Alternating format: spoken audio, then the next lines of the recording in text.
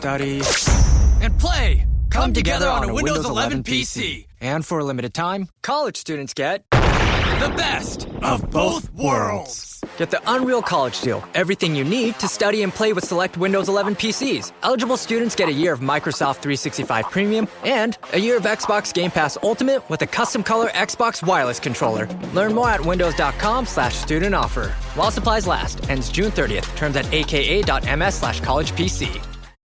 LinkedIn Hiring Pro can't predict the future, but it can help you feel confident about future hires. Because Hiring Pro combines real-time insights and candidate data from the LinkedIn network with the criteria you've set for your role to deliver you a list of top-fit candidates. Businesses who use LinkedIn are 24% less likely to reopen a role in the next 12 months. Hire right the first time with LinkedIn Hiring Pro. Post a free job today at linkedin.com/quality. One of the scariest stories to happen to me while riding the back roads of Appalachia. This was a story of when I was about 16 years old in a place called Jackson County, Tennessee with my two cousins, Danny and Cody. So we were, teenagers, 16, 17 years old, and we were just out looking for trouble, looking for something to do in a small town that didn't have much of anything really. So we decided we were going to drive the back roads that night, steal some road signs, do a little, beer drinking while we were driving around, just in general, looking for something to get into.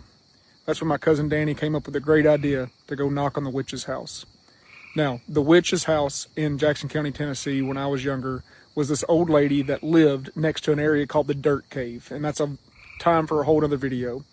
But this road by the Dirt Cave was one of those gravel roads out in the middle of nowhere that you had to take 3 other middle of nowhere roads to even get to. No street lights, no cell phone service. We're talking dark back roads of the Appalachian hills, okay?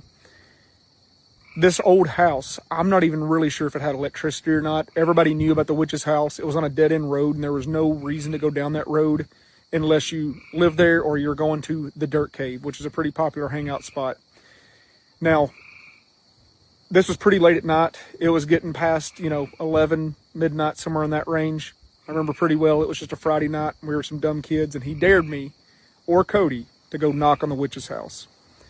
And I looked up to Danny. He was a little bit older than me, so I couldn't back down. I had to go knock on this lady's door. Now, the witch that was out there pretty much kept to herself. She would go into town periodically when she needed supplies, so people caught glimpses of her. But she would literally have these rituals with like a giant cauldron, just like you'd imagine from the old stories and cartoons, out in her front yard. And she would have these massive bonfires. And she had like a little bit of a cult following around the town where sometimes 8 to 10 of these people would go out there and they'd do these chants. And they would sacrifice chickens, the whole 9 yards. This isn't just speculation. People would go out there all the time and try to catch them doing stuff. Or they'd photograph them from the woods, or, from the road. And super creepy. And everybody would say that she would dispose of all the evidence and all the bodies into the Dirt Cave, which we'll get into that another time.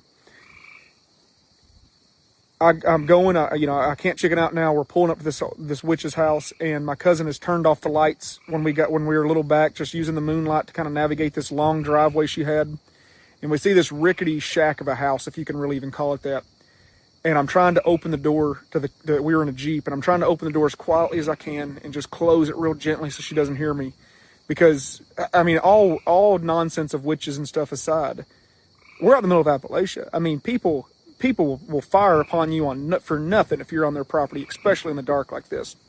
So I'm thinking, if she's not a witch, she might still, blast me. If she is a witch, she could hex me or curse me or do any numbers of things, And I'm creeping up through this yard, and I'm just going as slow as I can, just trying to be real quiet, real still. I'm looking for any signs of movement or animals that she might have. And she had this wooden porch, and it had these stairs on it. And I remember I touched that first step, and it made the loudest creak it could have possibly made. It just, on that first step. I'm thinking, oh my gosh. So I try to do the other 2 steps like really fast and light and be quiet with it, and that made so much more noise. And I'm sure it's just because it was dead quiet, my adrenaline was going, but it sounded like thunder, just boom, boom on these steps. And I'm just like, I just freeze. I remember standing there looking at this door, and I'm just like, expecting to hear any movement. I'm listening from any movement in the house. Like, did she hear me? Is she moving? This house is not that big, I thought I heard a little something, but I'm thinking it's just the steps settling underneath me, the wooden porch settling underneath me. So I creep up to that door, and I was going to knock on it real hard so Danny and Cody could hear that I knocked on it, and then I was going to just haul ass back to the Jeep. That was the plan. That was how it was supposed to go. What happened next was one of the most frightening things that ever happened in my life. I go to hit that door, and I go, boom, boom. And on that second boom, the door just flies open. And not like somebody pulled it open. Like it was just an old rickety door, and my thudding on it, it just knocked the door open. And when that door comes open, probably 6 to 8 feet in front of me is this old woman, eyes big as saucers, mouth wide open, and she's butt naked. Just a, fatter old lady, just butt naked, head to toe. You see it all. The moonlight just illuminated her. There was no lights in that house, and she was pale as a ghost. And I mean, she's just going,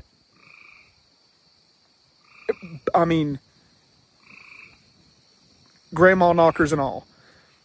And I just freeze. And about the time I'm about to turn and run, just as loud as she can for, I don't know, it felt like a long time. They say when adrenaline's going, it seems like a small second is like a long time. This seemed like a long time, and I truly think it was. I don't know, but it was like I was just frozen. I didn't say anything. I didn't scream. I could literally feel my knees about to give out. It felt like everything was leaving me. And for a split second in my head, I'm thinking, she's like stealing my soul somehow. Like she's doing something to me, because I've never felt that way in my entire life. Still to this day, I've never felt that way. I've never felt that kind of terror and fear and regret and sorrow and just all at once, just all these emotions. And the next thing I know, like I'm thinking like, Danny, Cody, somebody help me. Somebody get me. And I literally thought that somebody shoved me, and it was my cousins pulling me and taking me to the Jeep, because they heard her screaming. So she was at least screaming for long enough for them to get out of the Jeep and come get me, which had to have been, like I said, 20 to 30 feet. And I remember the whole time they were pulling me back, I'm still looking at this lady, just getting further away from her. The door's still wide open, and she's just still, just screaming. I mean, just this murderous scream. And that was it. I kept, for weeks, I couldn't eat real good. I couldn't sleep real good. I just kept thinking, like, she's hexed me. She's done something to me. Like, my life is going to be different. Now, older, looking back on it, I think I just terrorized and kind of broke and entered on an old lady. And I think I just terrorized this woman and scared the living daylights out of her as a young, dumb kid that just, I know that she had to have known that she was known as the town witch. I mean, because they did rituals in the yard. And I wasn't trying to do anything malicious. It was just, I guess I was, but I guess I'm the bad guy in that story. She probably tells all the occult members that I came out there and tried to like kidnap her, do something crazy to her. I don't know. It was just a terrifying time for everybody. And Grandma, if you're watching this, I'm sorry. I know you love Danny, and Danny's been your favorite grandchild. I'm just going to go ahead and not throw him under the bus. He wasn't drinking. Me and Cody's were drinking. We were the bad influence on Danny. Please don't be mad at Danny. You've always loved him more than us. We know that. I hope you continue to love him more than us, because Danny's a pretty good dude. Now, if you liked this story, it was a goofy, funny story. It was kind of creepy as well, but it was 100% true. If I ever tell you guys that the story happened to me, it is the truth, okay? So if you want to go follow our podcast and watch some other scary stories that aren't true or more of my true tales, it's called Matt from Nomads, and you can follow it on Spotify and Apple Podcast, okay? Matt from Nomads, Spotify, Apple Podcast. We're going to talk about the spook lights, or what's also known as the ghost lights of Appalachia. Now, I have witnessed these things all across the country, not just there, just that area is known for them. And what this is just a light without a source, almost like a flashlight without a holder, okay? And they can appear in a few different ways. They can appear like literally a ball of light. They can appear to look like a flashlight, or they can appear as a light on a wall, but it doesn't give off any light, if that makes any sense, and I'll get to that in a minute. My personal experience, I shared a big video about this of I was hunting one time, and it wasn't quite daylight yet, and it looked like there was a man with a flashlight or somebody with a flashlight in this one spot, and I watched it until daylight came, and when daylight came, that spot was over a cliff, and if I would have followed that light, I would have fallen off these rocks. And that's kind of one of the stories with the ghost light, is it's like almost like they're trying to lead you towards your own demise, or lead you to get lost.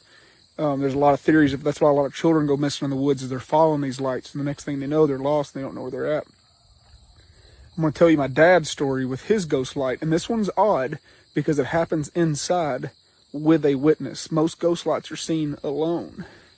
So my dad and my grandpa, this was back when my dad was younger, and him and his dad were watching a college basketball game one night.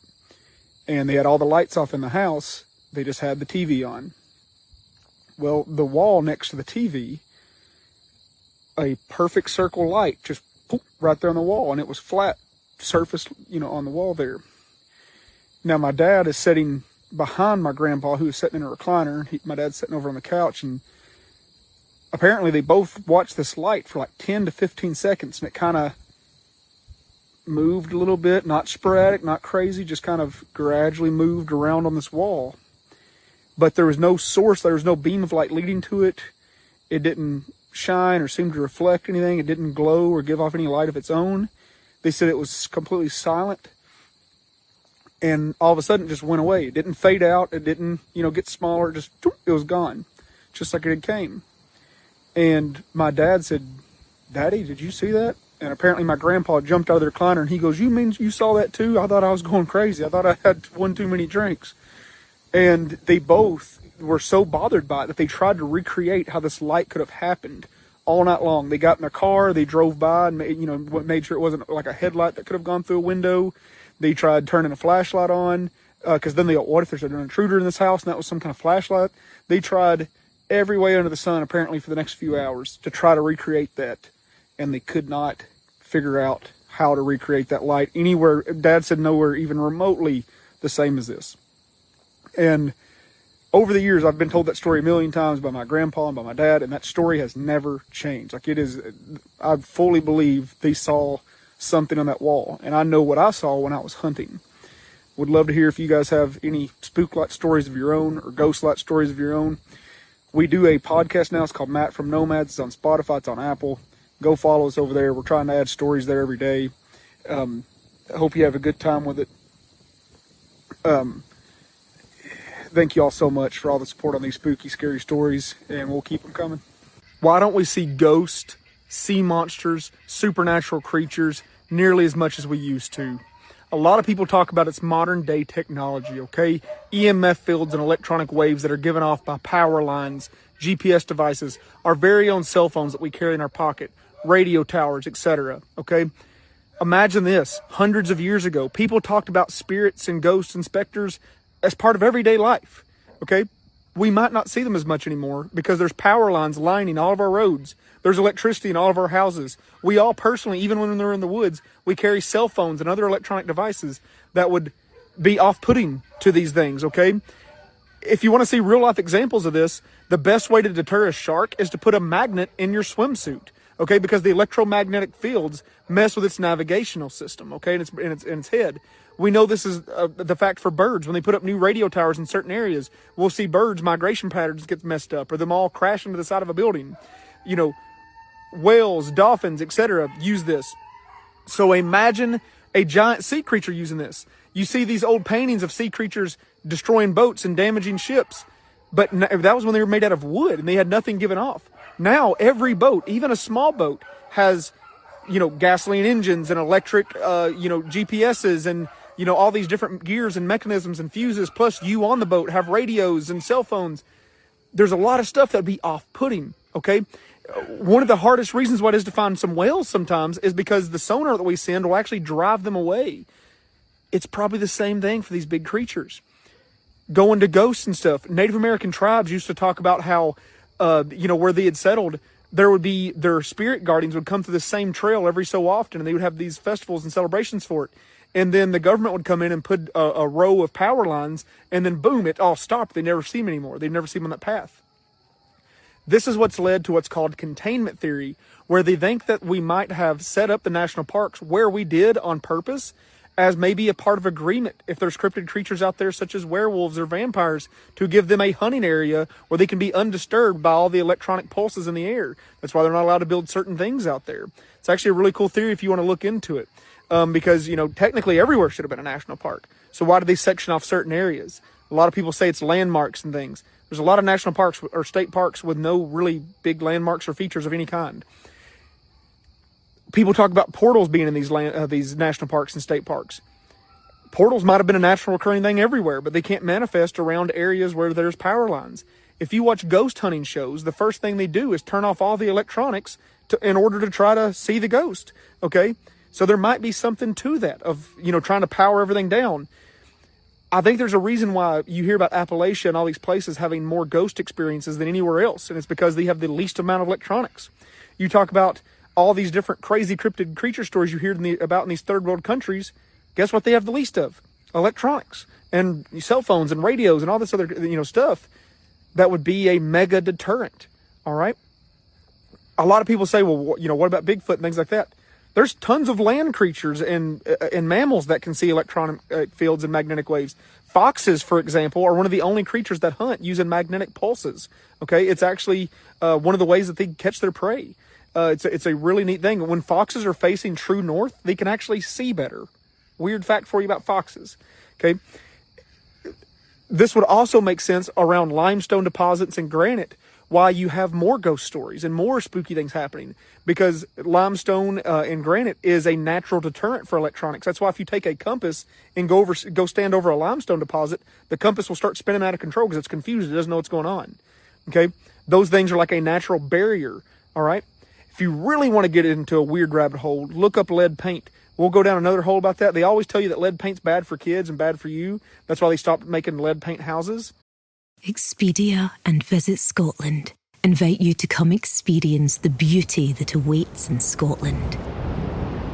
The sweep of wild coastlines, quiet lochs, and untamed landscapes.